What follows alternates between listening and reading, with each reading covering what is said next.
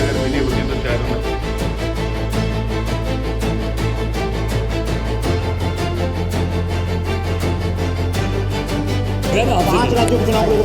सब कुछ ठीक चला तो बीजेपी के लिए जो है शाम तक 2-2 दिन का मौका मिला के रखना, थ्रेशोल्ड बॉन्ड में पैसा बन जाता है, छोड़ देना, नहीं जाता है उनके ऊपर केस ठोक देना। पार्टी पहले इजराइल में उनको पता था कि वहाँ होने वाली। देखिए, जिस तरह से कोविड की बात को हम लोगों ने नहीं किया था, कोविड के बारे में पार्लियामेंट में खड़ा होके वेस्ट एशियन क्राइसिस के बारे में जब बात कर रहे थे प्रधानमंत्री, अपोजिशन लीडर्स थोड़ी क्या कहे थे कोविड के बारे में, कोविड टाइप सिचुएशन के बारे में प्रधानमंत्री की अपने जबान से आई थी, इसीलिए जो है ये उस तरीके का कंफ्यूजन फैला था।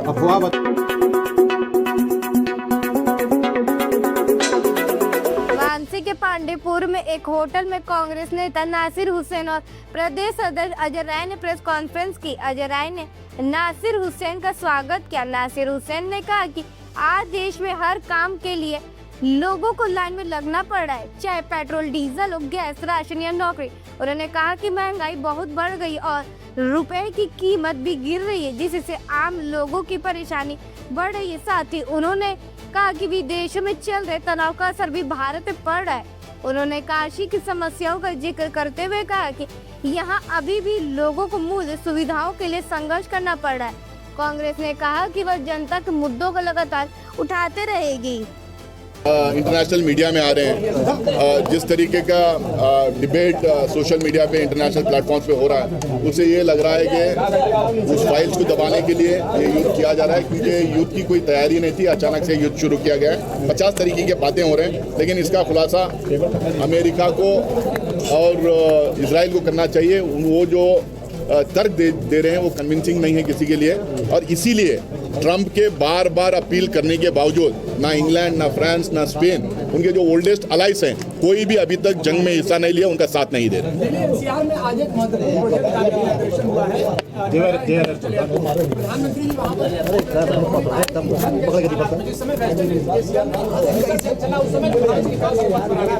देखिए, आप लोग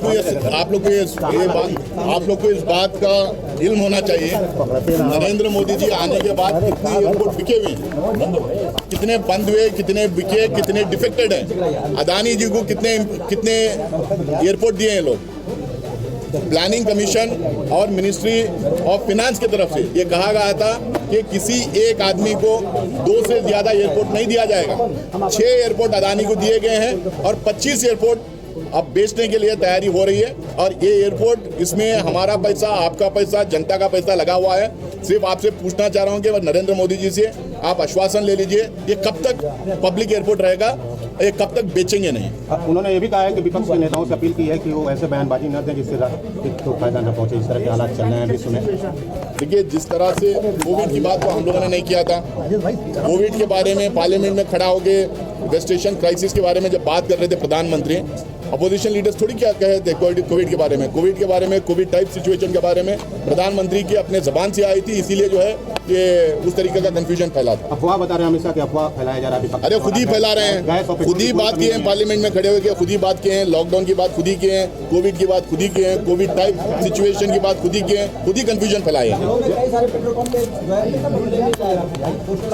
देखिए, वही मैं बात कह रहा था कि हिंदुस्तान की सरकार के तरफ से जो वेस्ट एशिया में जो जंग चल रही है, उस जंग का इम्पैक्ट जो हिंदुस्तान में होने वाला था या होगा, उसको लेके हमारे सरकार की कोई तैयारी नहीं है। और बार बार हम ये बोल रहे हैं कि 12 साल से आप सरकार में हैं, आप मेक इन इंडिया की बात करते हैं, इंडिया को वर्ल्ड नंबर 3 इकोनॉमी बनने जा रही है, 5 ट्रिलियन इकोनॉमी बनने जा रही है। आपसे हम पूछ रहे हैं कि आप इतना जो ट्रम्पेटिंग करते रहते हैं, इतना अपनी पीठ थपथपाते रहते हैं, आप बताइए, आज भी 90% हिंदुस्तान का पेट्रोल, डीजल, गैस बाहर से इंपोर्ट होता है, 60% से ज़्यादा कुकिंग गैस बाहर से इंपोर्ट होता है, और उसके बावजूद आपको पता था ये क्राइसिस होने वाली है, आपने कोई तैयारी नहीं की। इसके जवाब देंगे सिर्फ प्रधानमंत्री।